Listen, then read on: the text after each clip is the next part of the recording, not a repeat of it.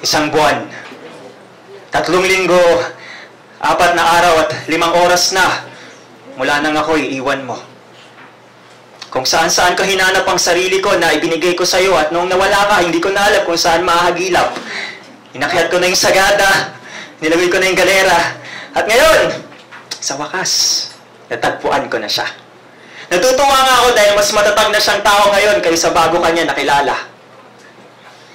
2 taon, 1 buwan, 3 linggo, 4 na araw at 5 oras na mula nang ako'y iwan mo. Sindami ng sakit, ang dami ng piraso ng puso kong nadurog, isa-isa ko yung pinulot, pinagtagpi-tagpi hanggang sa maging buong muli. At ngayon, bagamat may peklat na at tahi, mas matibay na ito kaysa nung bago ka dumating.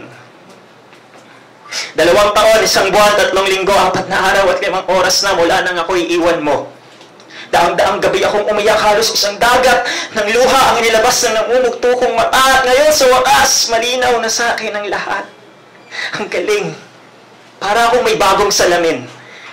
Yun nga sigurong silbi ng luha, ang linisin ng mata ko para makita ng malinaw kung bakit hindi tayo para sa isa't isa. Tama sila. Hindi pala ginawa ang breakup para lang masaktan. Ginawa ito upang ilayo tayo sa mga maling tao na akala natin ay tama.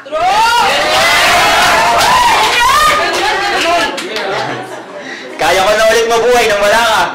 Oo, babalik na ako sa lugar na dati nating kinakainan, pero hindi na dahil namimiss kita. Masarap lang talaga yung burger nila. At patutugtugin ko na rin yung kanta natin sa Spotify, pero hindi na dahil namimiss kita. Masarap lang talagang makinig sa Uptarma. At sige, sasama na rin ako dun sa opisina ko, nakamukha mo, pero hindi na dahil namimiss kita. Masarap lang din talaga siya. Kasama. At okay, sige, accept ko na yung friend request mo at hindi na ako mag-e-effort umiwas sa mga events na going o interested ka. Kung magkakasalubong tayo, di magkasalubong! Nangangako ako na simula sa araw na to, hindi ko na paliliitin ang mundo ko na minsan ko nang pinaikot sa'yo. Yes! Handa na rin ako lumaban at magmahal muli. Oo, kung inaakala mo na susuko ako, na magiging bato ako, nabibigay ako, nagkakamali ka, kasi pinapangako ko sa sarili ko na hindi ako kailanman magsasawang magmahal. Kung kinakailangan ko, ibigay mo di lahat.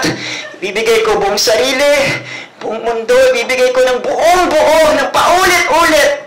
Hanggat makita ko ang tao na dahilan ng lahat ang tama, na dahilan ng lahat ng mga naging mali.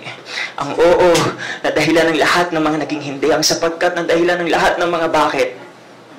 Nangangako ako na hindi na ako susukong maniwala na darating din ang tadhana ko. Ang tao na magiging dahilan kung bakit ngayon ay wala nang tayo.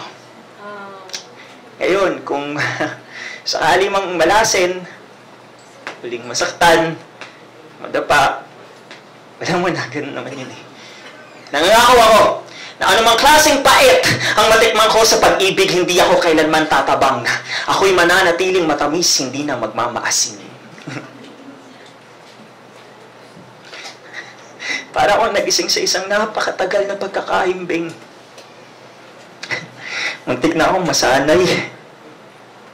At ngayon, pagkatapos ng napakatagal na panahon, nakita ko nang ulit ang liwanag.